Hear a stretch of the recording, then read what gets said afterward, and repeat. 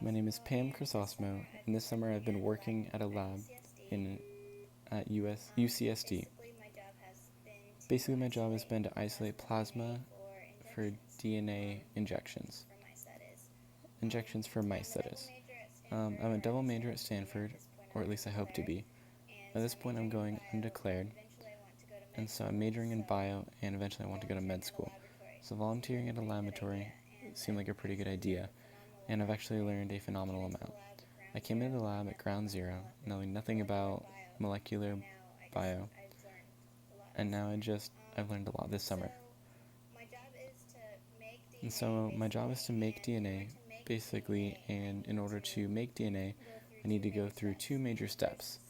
And the first step is growing up the bugs or bacteria, and second step is going through a process which breaks down the bugs, breaks down the bacteria, the cell walls, and removes the proteins and stuff.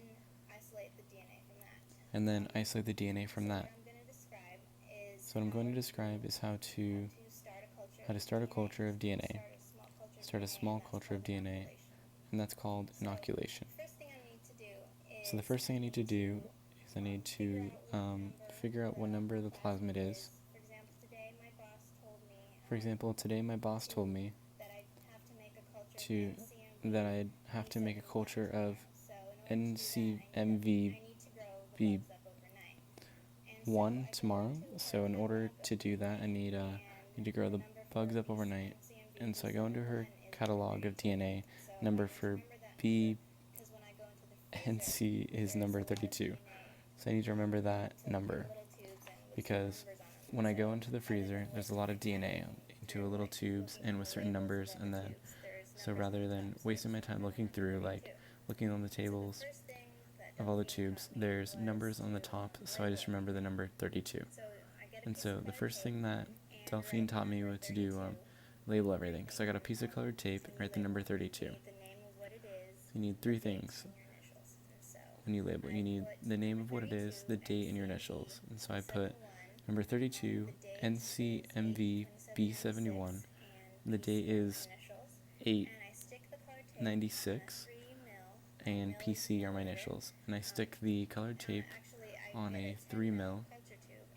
And actually, I get a 10 milliliter culture tube, and I allocate milliliters LB into it. LB is Luria broth, and Luria broth is the media in which the bacteria grow. The bugs grow, and so I allocate 3 milliliters of LB into the culture tube. In order to allocate that amount, we need to be precise. So we have a tool called the pipette aid, and it's kind of a suction thing. Chemistry use bulbs, but this is more of a mechanic thing.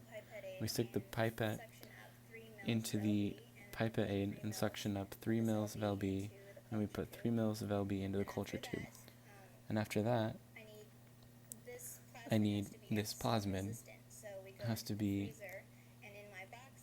resistant, so we go into the freezer, and in my box I have a little tube of A100 and A100 stands for ampicillin, 100 milligrams per milliliter.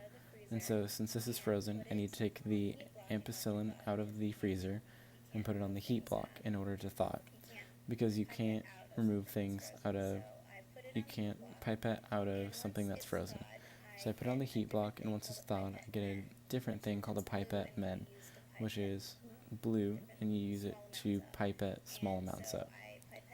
So I pipette up 3 microliters, which is, we call them, written, it's called AMDA, LMBDA, that's a Greek letter. And I pipette 3 lambda of the thawed ampicillin and inject that into the 3 mils of LB. And so now any bacteria or any bugs I grow in the lab will be ampicillin resistant. And so when I make sure to put that back in the freezer, because that needs to be frozen and it can't be left outside. And then after that's ready, I make sure the cap is on and the label is on, make sure everything's okay, and then I need to go into the freezer room in order to get my bugs. So now that the media is ready, and the culture tube is ready, and everything's labeled, then I go into the freezer room, and the bacteria is stored at negative 80 degrees Celsius. So I make sure before I start, always have my gloves on because these things are biohazardous. So I take my tray where I have my 10 ml culture tube, and then I take my pipette men, a box of pipette tips, and also that's it. Then I go into the freezer room and I open the negative 80 degree freezer and I pull up the box, the deep box where the bacteria is stored. So then I pull out the box and I look for number 32. So then I take out my little tube which has 32 on it, and I put the rest of the box, I close the box, and I put it back in the freezer because you don't want all the other things to be thawing out at once. So you make sure to close that, and then I have my pipette, my box of pipette tips, and then, so I scrape a little bit. Using my pipette tip, I scrape a little bit of the NCMV B71 with the end of my tip and put a little chunk of that into the 3 mils of LB plus amp. So then I put that in there, and then I pipette up and pipette down in order to remove anything that might have gotten stuck in the pipette. And then if the glycerol stock is too frozen and you can't isolate a chunk that you remove, then you take out some of the LB, you pipette up and squirt some of that room temperature LB into the frozen glycerol stock in order to soften it so you have kind of like a slushy mush. And then you can remove some of the bacteria that's frozen there because it's softened, and then you can remove a chunk from there.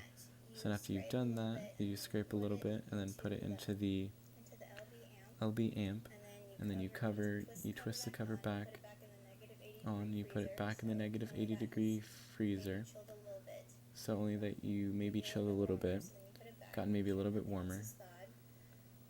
So then you put it back, make sure nothing else is thawed, and then so you have that into solution because it defrosts pretty quickly. So you have your bugs in solution, then you make sure to dispose of your pipette tips and biohazardous waste because it's biohazardous and you don't want anything else to be growing out of there. And then you take the 3 ml culture tube, it's labeled, and you put it into the shaker room. And the shaker room is where my bugs will grow overnight. But when I'm doing a small culture, first of all, you need to turn down the shaker so that it's not turning so fast. And then you turn it down, and then you wait till it comes to a complete stop. And after that, you put the 10 ml culture tube on the shaker, then you turn it up and close the door. It's kept at 37 degrees so that you make sure that the shaker comes on again, because a lot of people have different stuff growing on there. And after that, after it's done, then you let it incubate for about 6 or 7 hours, or however long enough you've been working there. And so you need a big culture, right before you leave. You take a small culture, and then you take the small culture and separate that.